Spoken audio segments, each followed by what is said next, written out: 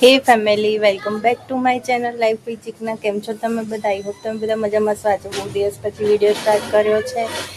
મારી બ્રેસ્ટ સર્જરીને થઈ ગયો છે 1 મહિનો અને 1 દિવસ, અને મારા ટોટલ રેડિયેશન પૂરા થયા છે 6. અને એ રેડિયેશન દરમિયાન મને શું તકલીફ પડે છે એ હું તમને લોકોને આજે જણાવવાની છું. તો વિડીયોને છેક સુધી જોવાનું ભૂલતા નહીં. મને 1-2 દિવસ તો કંઈ ખબર ના પડી કે રેડિયેશન થાય છે, તો કશું કંઈ અસર નથી થતી. અને ધેન એના ત્રીજા દિવસથી મારી સ્કિન ઉપર આમ ઝીણું આમ બળતરા થતી હોય ને, કીડી ચટકા ભરતા હોય ને એવી રીતે થાય છે. અને આજે તો મારી ત્યાંની સ્કિન એકદમ બ્લેક થઈ ગઈ છે.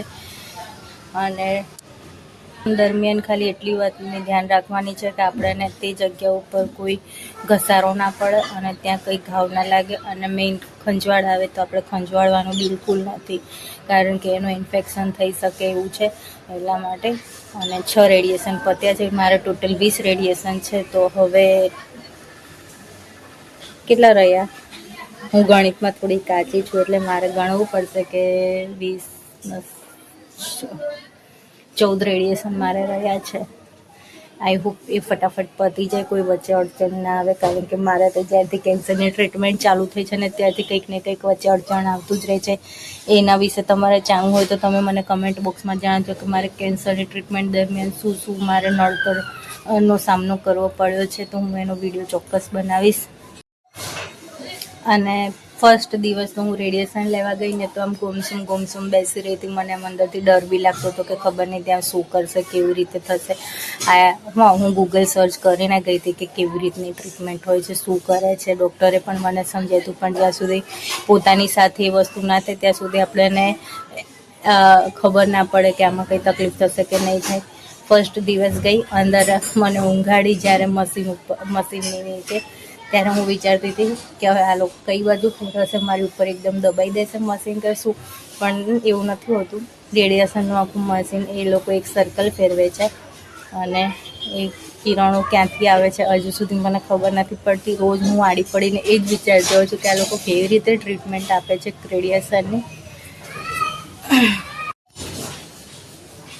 આખું સેશન માત્ર 5 કે 7 મિનિટનું જ હોય છે. બાકી વેઇટિંગમાં 2-3 કલાક જતા રહે છે. નંબર આવતા તો 2 કલાક તો થઈ જ જાય છે. અમુક ટાઈમ પહેલાં પેન આવી જાય. ટોકન સિસ્ટમ હોય એટલે આપણે જે પ્રમાણે જઈએ એ પ્રમાણે નંબર આવે. અને પણ ત્યાં પણ હવે કંટાળો નથી આવતો, કારણ કે 2-3 ફ્રેન્ડ્સ બની ગયા છે, એટલે એ લોકો જોડે વાતો કરતાં ટાઈમ સ્પેન્ડ થઈ જાય.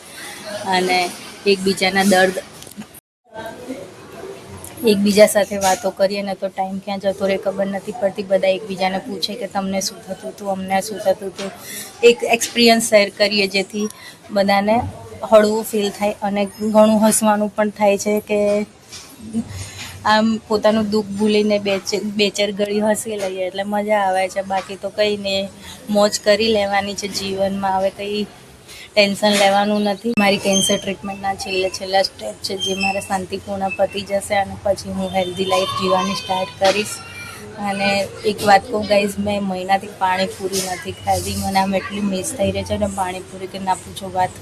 પણ હવે ખબર નહીં ક્યારે ખાવા મળશે. હમણાં તો નથી જ ખાવાની. સ્ટીચીસ તો નથી, પણ સર્જરી થઈ છે એટલે ખબર નહીં ક્યારે ખાવા મળશે. અને ખાઈશ ત્યારે હું તમને ચોક્કસ જણાવીશ કે મેં આજે પાણીપુરી ખાધી છે.